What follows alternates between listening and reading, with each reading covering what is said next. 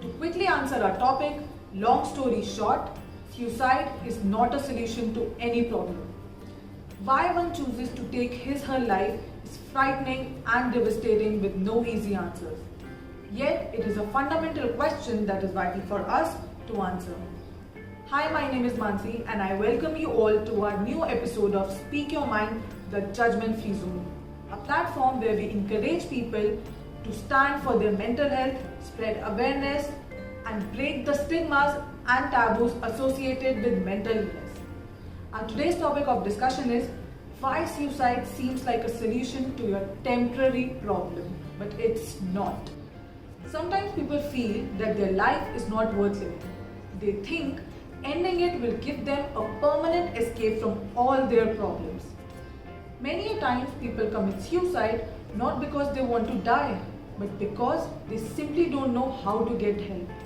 With so many intriguing questions in our mind, we think it cannot be better answered by an expert from a health psychology field. Today, we are in conversation with Dr. Komal Verma, a professional with varied experiences in training, teaching, and mentoring as a psychologist and a well-being expert. Lately, she's been recognized with Research Excellence Award in Healthcare by Global Research Foundation. So without further ado, let's connect her. Thank you so much for joining us, ma'am, and taking out time to speak to CalmSage. We welcome you. Yeah, thank you, team CalmSage and Mansi, for inviting me to this platform and discussing the most sensitive topic, which is actually being ignored, and people shy away, in talking about why people are committing suicide and why we take our lives ourselves. So, thank you once again for inviting me. Completely our pleasure, ma'am. So, getting back to our topic, when we talk about such sensitive subjects, we hear and read the staggering suicidal statistics. I mean, these are really, really shocking numbers. I know that we all feel overwhelmed at times because of difficult emotions or situations. But what happens that one person takes such a drastic step and end their life, wherein another person in the same tough situation does not? What makes some people more resilient than others? Yeah, I think you're very right because the first main factor is there are individual differences and we have to accept it. Every individual is different, and this is one of the flaws in all of us. We try to compare ourselves with others, so we have to understand the physical and mental framework of each and every person is different. The external environment, that how it influenced the person, it is totally different. The temperament, the personality characteristics of each and every person is different.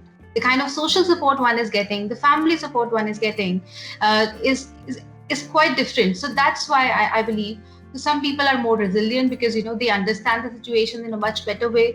They're positive in their outlooks. They have their family support and backup behind them, and that's why they are able to cope well in certain adverse situations in comparison to other people. Because maybe they are going through some emotional or psychological turmoil which is not being addressed. So I think, yeah, it's resilient is very much a personality skill which can be learned also. So, ma'am, when we spoke about both internal and external factors. So, what exactly we are referring to here? Yeah, we are talking about that how maybe one person perceives that situation and how other person perceives that situation. So perception differs, all right. The interpretation of the situations will differ. Maybe there are two friends studying in the same class and getting a similar kind of result, but one has maybe a standard to achieve and other has maybe different set of standards. So same situation is perceived differently by two people, and accordingly their interpretation will different and they will set their expectations differently, and there the difference comes. And that's how maybe your outer and inner self of the person, how well you are able to build up your inner resources to cope well in these kind of situations will differ, because fight and flight responses are totally different in every person's body. So that's how we react differently. Right, right. Also, it is very important for people to realize the fact that many of us had suicidal thoughts at one or the other point of our lives. So, it is very common.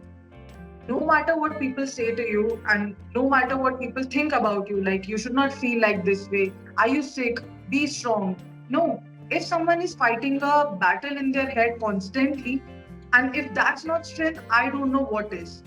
So at the end of the day, please remember that all your problems are temporary, but suicide is permanent. Having said that, talking about the current scenario, we know a lot of people have problems right now, be it to adapting to the new normal or isolation or lack of support system due to losing loved ones. There has been a drastic increase in mental health problems as well. Some might even have suicidal thoughts, but talking about it is still considered a big taboo. So what do you think? Why is that? Yeah, so when you talk about, the progressive societies, now people are really coming up by talking about a lot of things, but still mental health concern remains the concern only, right? People really, shy away from talking about it. And I think first school of thought says that when you talk about, suicide, or, people are attempting suicide, how they do it, why they do it. So it's really, gives a platform to the people who are maybe suffering from some mental illness. They give some kind of idea, that okay, maybe they can again do self harm or do self destructive behavior by listening to other people. So that's why they are not very open in talking about, maybe, that okay, let's not talk about it, let's be quiet. And that is one of the thoughts. That's why people don't talk much, that it may give ideas to other people also. And second, maybe it is like, it's a family disgrace in lot many situations. We have been, talking to a lot of maybe police personas as well in our trainings, and they have really reported that at times, parents are really concerned about that okay, if my maybe a child has committed suicide, that information should not come out as it is. Let it be an accidental, death, because that can bring a family disgrace, because people will be talking about it, that okay, what was wrong with the child, what has happened. So they are really fearful about it. So that's the kind of fear and stigma which is attached to this word of maybe suicide, and that's why it's considered to be a taboo. And also, if you actually go back, to the school situations where nowadays counselors are mandatory, but still, the way, teacher tells the child, please behave properly, otherwise we'll refer to you to a counselor. So it is not, yeah, reinforcing behavior, or maybe you're just providing a concern to a child. It is like a threatening, thing that you're saying. Behave, otherwise we'll just send you to a counselor. So I think that is what we have to change, the dialogues, the kind of soft and the sensitive communication that has to bring into, I think, to remove these kind of taboos, because it still exists and we have to admit it. Absolutely. I think when we also talk about suicide prevention, it is really important for people to recognize that there are a lot many warning signs and symptoms that comes along with it. It's not like an instant decision, that it's not like an impulsive one that I need to commit suicide, so I am doing like that. That doesn't happen. So it comes along with certain warning signs and symptoms. One has to, stay alert and try to recognize them. If they are, if they are in doubt that someone is suicidal or not, the best way I think is to find out that, you can ask them directly. If you think that it would trigger them, I don't think that's going to happen, because in fact it is giving them the opportunity to express themselves, because right now they are feeling alone. They are they have a lot of feelings of loneliness. But if they try to express themselves, then maybe it can help. So, having said that, ma'am, so can you please brief us about how one can start a conversation with someone who is feeling suicidal? I mean, what are those warning signs and symptoms to look for? All right. So in that case, the researchers do believe that 98% of times, actually, the person who attempts suicide or who has committed suicide has given signals, and maximum of the times it is being ignored, because maybe it's a fake signal. But the point is, we just have to consider it as a warning, and we have to address it.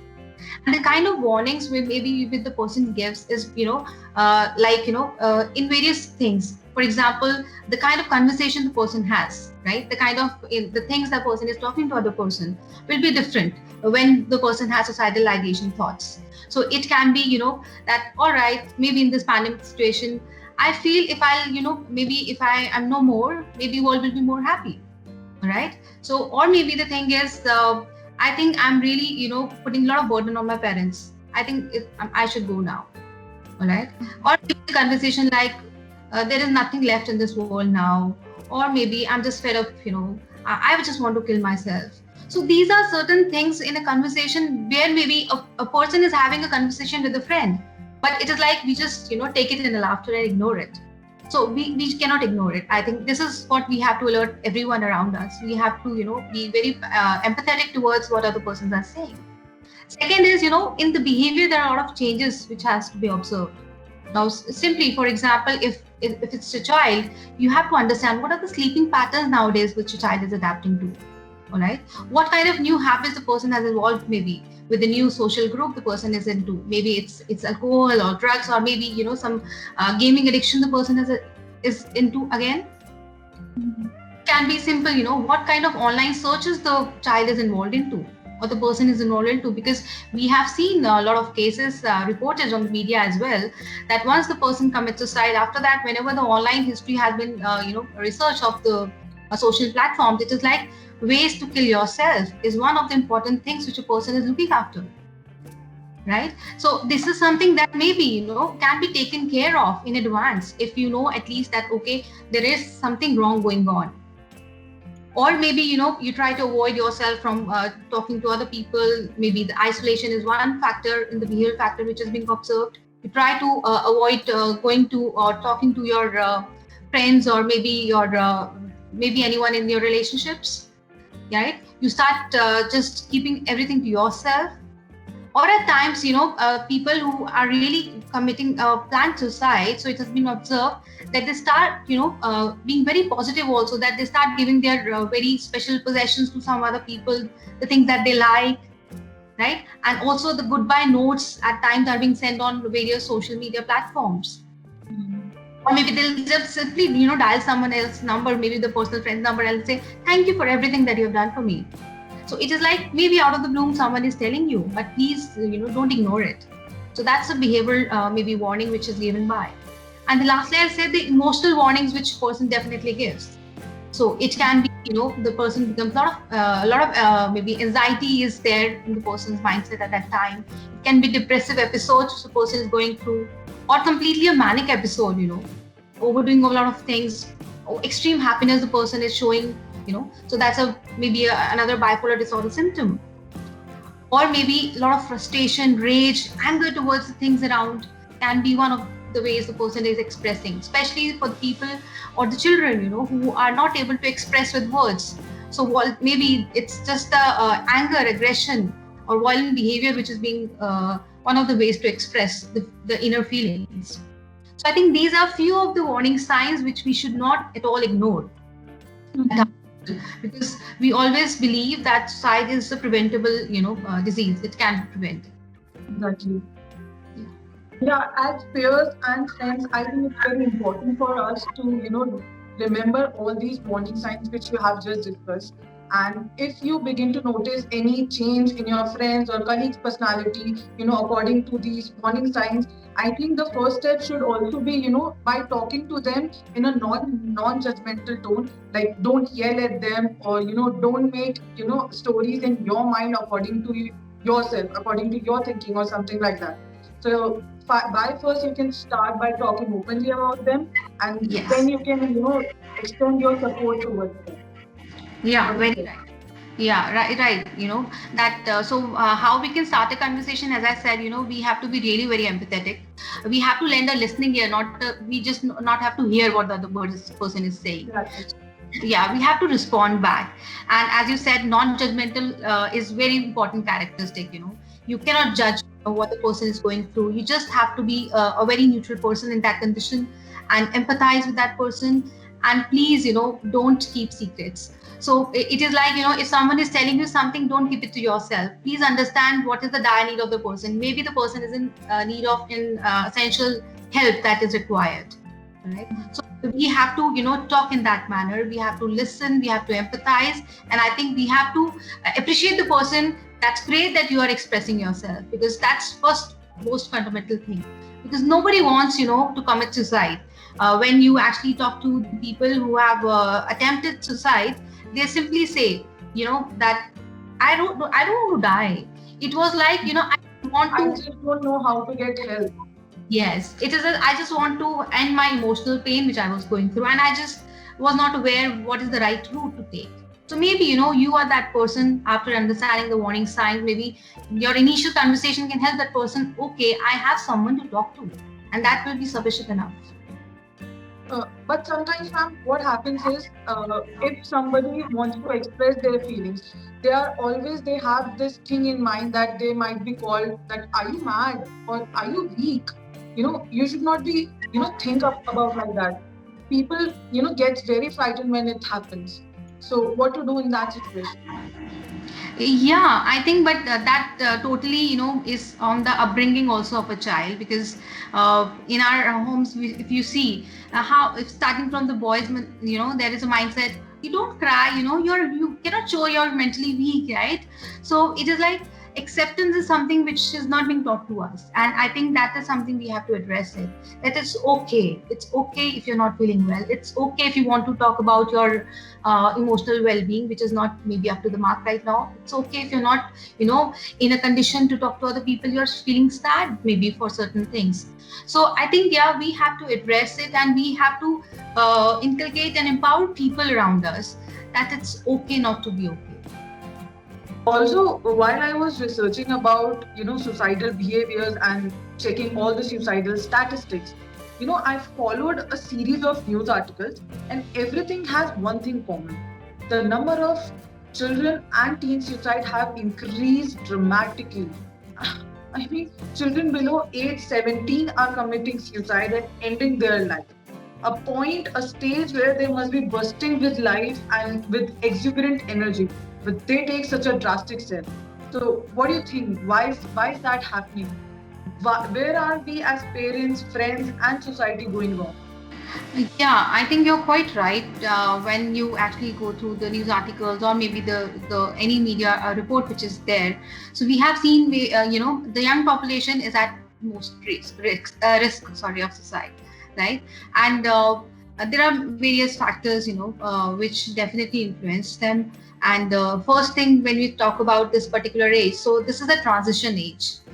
There are development changes which happens, and which are maybe at times ignored, and people, or children fall in trap of the comparison with other people, or maybe other children, or there is a lot of social pressure which is being created, especially with the help of the social websites, and social comparison which has been taking place nowadays. And not to forget the academic pressures. So how many times, parents are having a conversation with the child of simply asking them, how are you, child, how are you feeling today? Or maybe simply asking, okay, how much course is over, what you're planning to do further in future. So the kind of conversations that we were having maybe in the earlier days has totally been changed to more of the materialistic things, or maybe it is more towards the academic pressure which is being given, to the child nowadays. So maybe, we cannot blame any one agency which is responsible. It is, totally the lifestyle shift which has taken place. So we have become more materialistic in our approach towards the things, and that's how, parents try to be more, make their child more independent. And I think in that race, we have simply lost the track, and we forget to spend quality time with our family, or maybe with our kids, and try addressing the small important things in their lives. How many times we simply tell them, we love you, all right, we are there for you. So this is a very small thing. We believe that, okay, my child should know that I love him, the kind of gifts I give, or maybe the kind of things I have made for his or her life. So it should be very, very clear and evident. But I think we forget that part, that saying and maybe expressing is something which is very essential, and which we are not doing it at our front. So that is again first important thing which is going wrong on our sides. And then again, children are really looking forward to the kind of autonomy and freedom that they should have in, choosing their own careers, choosing their own sexual orientation, their own relationships, which we are denying them again and again, which is again maybe because of the social or cultural pressure in which we live. But it is simply attacking their self-esteem. It is simply attacking their self-worth, and we are simply ignoring it. We don't want to see it. We don't want to address it. I think that is what children are looking forward to. So once you give them their own space and just respect their own sexual orientation, accept the kind of relationship that they want to go in, the career options that they want to choose in. I think if we actually give them the space, we will see a lot of difference. And I think this is one of the major factors which is leading to maybe that's in this particular age group. Yes, completely agree with you. Also, I would like to add one more point here, if you allow me. I think today's teen and children need to bring more clarity of life when it comes to, what they want to be, what they want to do, and try to keep a balance of their energies, like where they are investing their time and what company they share. If they can actually manage both, they can transform in the way they are right now into something fantastic. I mean, what do you think? What do you say? Great. Yeah, absolutely. I totally agree with you. See, purpose and meaningful life is something that we have to address. And as I said, we are simply behind the numbers. Okay, this much marks, or maybe this should be the package, right? And then it is fine. But that everything is fine never comes in our lives. So when you talk about reaching to the final stage of self actualization, this is something which we cannot attain very quickly. I think that should come from ourselves, our families, and we have to simply provide a direction. We should not stand, okay, turn left or right. We simply should tell, okay, this is the path that you need to take, and rest is up to you. So that is the kind of space we have to give. We should not enter to every personal space of every individual, and we should respect that. By now we all have understood that suicide isn't something which is taken as an instant decision. It is often impulsive ones. It is often accompanied by several warning signs and symptoms which we might, as peer friends and family, might have ignored. So what do you suggest, ma'am? What should one do if there's someone in their life who's feeling suicidal? What measures we can take to prevent suicide as a parent, partner, friend, organization, and the entire society? I think, as I said, warning signs are one thing that we all have to understand. We have to empower ourselves, and it is not one person's responsibility. Every stakeholder is responsible for providing good platform, good environment, healthy environment to everyone around us. So, in that case, I would like to start, specifically with the parents. Because when you talk about this particular age group, the young Indians that we talk about, so parents are one supporting agent, in this particular case. So first thing is, please try to be, compassionate with your child. Try to talk more with your child. Try to spend more quality time. Start using positive affirmations with the child, and try to appreciate the child in whatever things that child does. It may be small or big. Appreciation is something that everyone is looking after for.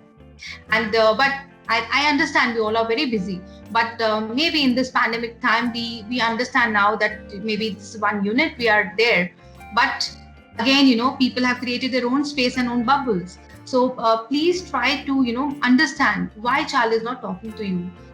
Give time. Maybe social this online search engine. So just try to relate yourself with the child. You cannot actually intervene the privacy. That won't be right.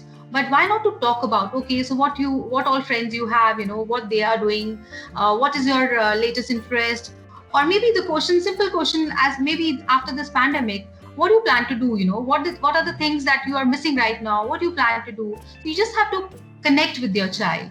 And I'm very sure, as we read a lot of cases about the parents who have lost their child because of committing suicide, they simply say, I simply, ignored the warnings which the child was giving. And maybe the reason is we are not emotionally connected to our child, right? Because when you are not emotionally connected, you will simply fail to recognize those signals, those signs. So emotional bonding is really very important. We should respect that, and I think we have to come forward. And as a parent, we have to teach our children how to accept the failures. And this is one thing, I think nowadays people are talking about it. We have maybe taught our child how you have to come first, when maybe at your homes also, if you have a small 5 or 6-year-old child, when you be Pressure should be eliminated at some point of time.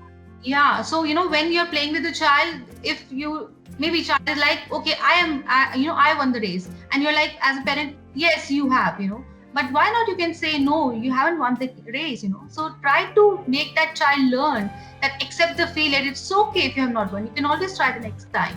And this is what it should come from the parent side, because we are not preparing our children for that particular day. So if the child lose maybe at your home, it's okay, right? But how he'll actually face the external outer world, that is what we should try to teach our children. And as a parent, we have to So I think that is what we have to make our children learn.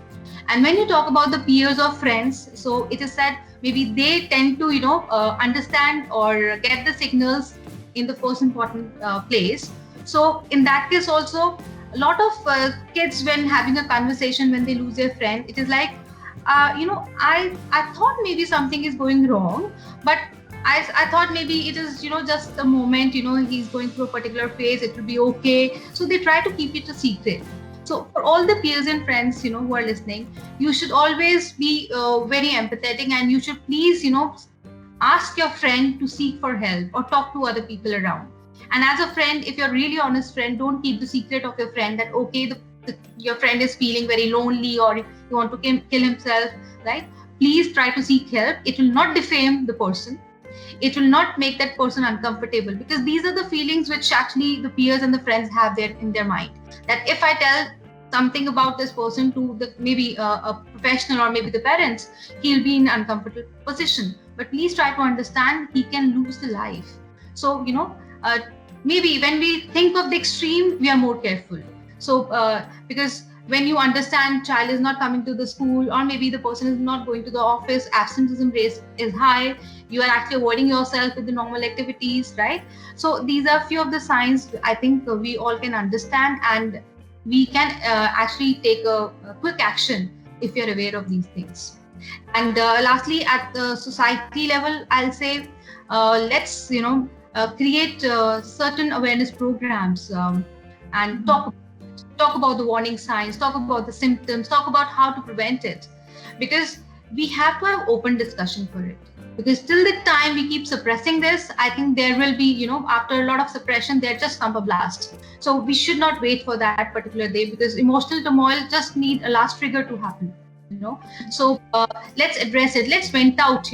Catharsis should be done maybe in a slow pace, so that person doesn't keep everything to his or her mind. And that can only happen if you provide knowledge. Why people are searching in a hiding manner, that okay, I want to understand what it is, maybe if my child is going through this trauma or not. So why you have to hide everything from the world? Why people are not addressing it? The only need is we have to be very, very sensitive while using our language, and also while addressing and while talking to the people around. That was truly enriching, ma'am. And I think our audience must have understood all the facts and all the pointers that you have shared, how much importance they have. And Counsage is a dedicated platform as well, which is working towards this initiative also. We are a dedicated community which understands that what mental health means and what can be done to prevent all such taboos and stigmas associated with mental illness. So, ma'am, before we wrap up our today's session, would you like to, share some important message with our viewers? Yes, I think first thing is, when you introspect, there are many of us who have this kind of, thought in the mind that, okay, maybe I should end my life, maybe if talk about me or maybe you or the listeners. So we have maybe at one point of time in our lives, we have thought of, maybe ending our lives in maybe one way or the other. And also, if you understand, we have, if you ask anyone, they must have heard about one particular case, the person who has maybe tried to attempt to suicide. So it is not an uncommon thing, right? It is something which is quite common, very alarming. And we have to understand life is really very precious. Please love yourself.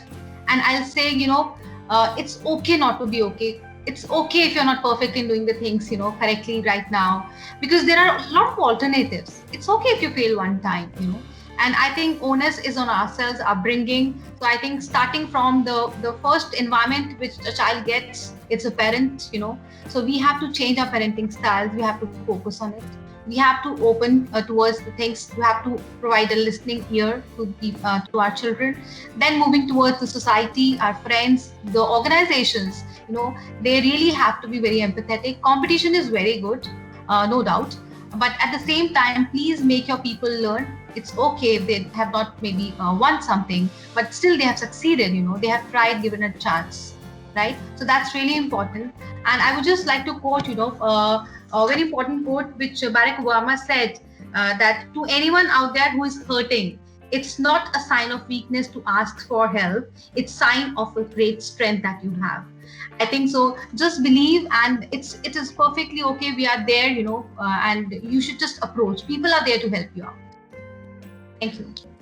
That was truly motivating, ma'am. Thank you so much for your words. And I really hope it brings a change in someone's life and, a ray of hope who might be, looking for something good.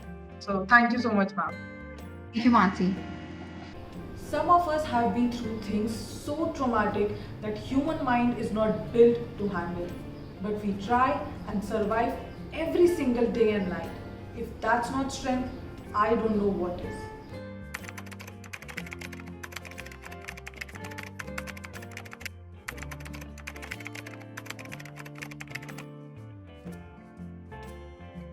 If you or anyone you know is having suicidal thoughts, talk to a trusted adult. You can also talk to a professional or call on a National Suicide Prevention Lifeline 800-273-8255. Don't forget to share this video. You can save lives. Be well, be safe.